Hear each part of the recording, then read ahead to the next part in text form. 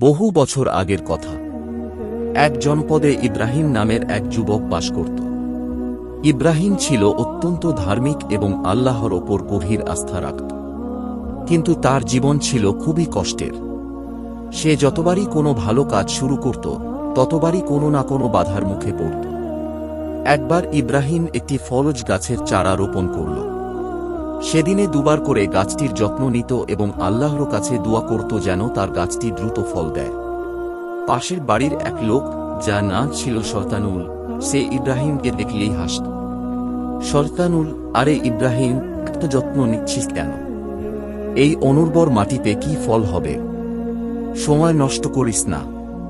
ইব্রাহিম মৃদু হেসে উত্তর দিত, আমার কাজ হলো চেষ্টা করা, আর ফল দেওয়া না দেওয়া তা আমার মালিকের হাতে। কয়েক সপ্তাহ পর যখন গাছটিতে নতুন পাতা আসছিল, তখন হঠাৎ প্রচণ্ড ঘূর্ণিঝড় হল এবং গাছটির ডাল ভেঙে গেল। ইব্রাহিম মন খারাপ না করে ভেঙে যাওয়া ডালে নতুন করে মাটি ও সার দিল। শয়তানুল খুশিতে হেসে, দেখেছিস, তোর আল্লাহ তোর দিকে মুখ ফিরিয়ে নিয়েছেন, তবুও কেন চেষ্টা করিস? ইব্রাহিম উত্তর দিল, আল্লাহ হয়তো চেয়েছেন আমি যেন আরও শক্তিশালী করে গাছটিকে তৈরি করি। আমার ভরসা আল্লাহর ওপর। আরও কিছুদিন পর যখন গাছে ফুল এল, তখন একপাল ছাগল এসে গাছের প্রায় সব পাতা খেয়ে গেল। ইব্রাহিম তখন কেঁদে ফেলল, কিন্তু হতাশ হল না। সে আবার যত্ন নিল এবং আল্লাহর কাছে দোয়া করল, হে আল্লাহ, তুমি আমার ধৈর্যকে পরীক্ষা করছ, আর আমি ধৈর্য ধরছি।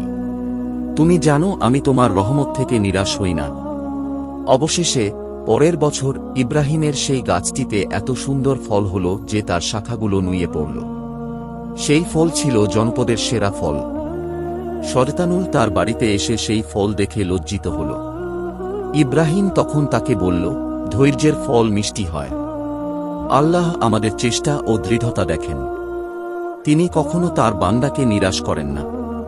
শুধু ধৈর্য ও দৃঢ়তার সাথে তার ওপর ভরসা রাখতে হয়।